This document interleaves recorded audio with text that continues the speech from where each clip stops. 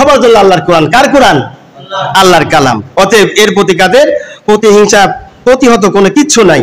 আমরা আল্লাহ রাব্বুল আলামিনের গোলাম, আমরা গোলামি করে যাব। যদি গোলামি করে মরতে পারি তাহলে কি হবে? আল্লাহ রাব্বুল আলামিন পবিত্র কোরআনে কারিমের মধ্যে জানিয়েছেন, ফাদখুলি ফি ইবাদি ওয়াদখুলি জান্নাতি।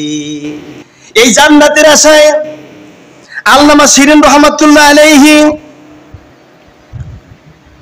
ওদেশের একটি ঘটনা বর্ণনা করে বলেন, আমরা যখন কয়েকজন সাথী জিহাদের ময়দানে অংশগ্রহণ করলাম আল্লাহর দ্বীন কায়েমের জন্য, জিহাদ করে আমার ভিতর থেকে 4 জন মুজাহিদ তারা শহীদ হয়ে গেল আল্লাহর দ্বীনের জন্য।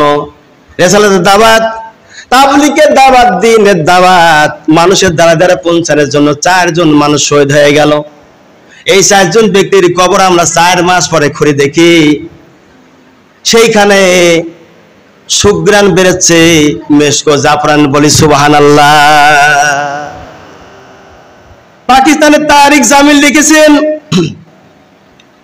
তিনি বলেন যখন তাকে কবরস্থ করে রাখা হয়, সাধারণ মানুষের মতো কবরস্থ করা হয় নাই, শুহাদায়ে কেরামের কবর বিনা গোসলে তাদেরকে আল্লাহ রাব্বুল আলামিন বিধান মতে কবরস্থ করা হয়েছে। আর এই কবর থেকে আল্লাহ রাব্বুল আলামিন সুগ্রান বের করে দিয়েছেন। 4 মাস পর্যন্ত আমরা দেখলাম তার কবর থেকে এরকম সুগ্রান বেরোচ্ছে। আফগানিস্তানের হেলমান্দ মুজাহিদের এক আল্লাহর এক মাহবুব বান্দা তিনি বর্ণনা করেন, যখন আমরা যুদ্ধের ময়দানে গেলাম আমরা ছিলাম মাত্র 600 মুসলমান মুজাহিদ, আর সেখানে কাফেররা ছিল 6000-এর বেশি। প্রায় কাফেরদের কাছে 6000 কাফির, 6টা ট্যাঙ্ক ছিল, 45টা ফাইটার প্লেন ছিল, 425 জন তারা এই অবস্থায় নিহত হলো, 36 জন বন্দী করা হলো, আর আমাদের ভিতরে মাত্র 30 জন শহীদ হয়েছে।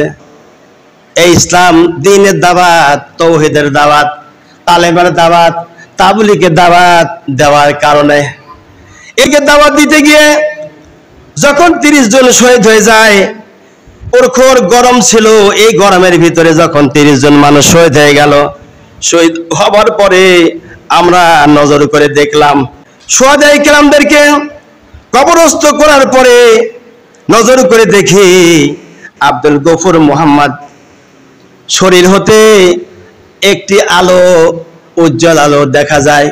এই আলোটি রাতের বেলা যখন উদয় হয় তার কবর থেকে সোজা আকাশ দিকে চলে যায়, প্রায় 3 মিনিট সময় পর্যন্ত সেই আলোটা দেখা যায়। এই 3 মিনিট সময় পর্যন্ত আলো দেখা যায়। আর টর্চ মারলে যেমন আলো হয়, টর্চ মারলে তো টর্চের আলো যে পরিমাণ ওই পরিমাণ গতি পর্যন্ত যায়, আর তার কবরের আলোটা আল্লাহর আরশে আজিম পর্যন্ত যেন পৌঁছায় যাচ্ছে। মুজাহিদ বলেন, এরপরে আমরা যখন সেখানে যাই, যাবার পরে দেখি আল্লাহ রাব্বুল আলামিনের বান্দার কবরটা অমনি আছে যেমন কবর দেওয়া হয়েছিল। দেখি আল্লাহর বান্দার কবর যেমন তেমনই রয়েছে, কোনো পরিবর্তন হয় নাই। কাফনের কাপড় পচি নাই, শরীরের কোনো অংশ নষ্ট হয়ে যায় নাই। আল্লাহ রাব্বুল আলামিন তার শরীরের অংশটুকুন কাফনের কাপড় অক্ষত অবস্থায় রেখে দিয়েছেন। জানি না আল্লাহ পাক মুজাহিদের সাথে কেউ আচরণ করেছে। সুবহানাল্লাহ।